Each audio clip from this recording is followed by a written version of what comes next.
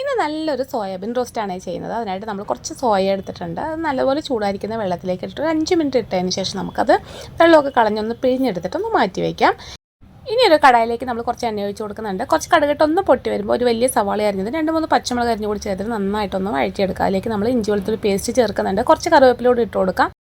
അപ്പോൾ ഇതെല്ലാം ഒന്ന് വഴറ്റിയതിന് ശേഷം നമുക്കിതിലേക്ക് പൊടികൾ ചേർക്കുക. 1/2 സ്പൂൺ മല്ലിപ്പൊടി, 1/4 സ്പൂൺ മഞ്ഞൾപ്പൊടിയും 1 സ്പൂൺ മുളക് പൊടി ചേർത്ത് നന്നായിട്ടൊന്ന് മൂപ്പിച്ചെടുക്കുക. അതിലേക്ക് നമ്മൾ സോയ ഇട്ട് കൊടുക്കുന്നുണ്ട്.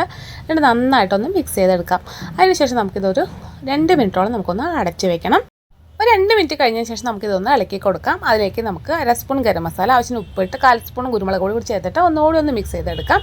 ഈ മസാലയ്ക്ക് ഒന്ന് പിടിക്കാനായിട്ട് ഒരു 2 ടേബിൾ സ്പൂൺ വെള്ളം കൂടി ചേർത്തിട്ട് ഒന്ന് മിക്സ് ചെയ്തിട്ട് നമുക്ക് വീണ്ടും കുറച്ച് സമയം കൂടി ഒന്ന് അടച്ച് വയ്ക്കാം. നമ്മുടെ സോയ റോസ്റ്റ് ഇവിടെ റെഡി ആയിട്ടുണ്ട്. നമുക്ക് ഫ്ലെയിം ഓഫ് ചെയ്ത് കൊടുത്തിട്ട് സെർവിംഗ് ബൗളിലേക്ക് മാറ്റാം. അപ്പോൾ നല്ല ടേസ്റ്റി ആയിട്ടുള്ള ഒരു സോയ റോസ്റ്റ് ആണ്. തീർച്ചയായിട്ടും എല്ലാവരും ഒന്ന് ട്രൈ ചെയ്ത് നോക്കൂ. വീഡിയോസ് ഇഷ്ടമാവുകയാണെങ്കിൽ സപ്പോർട്ട് ചെയ്യണേ.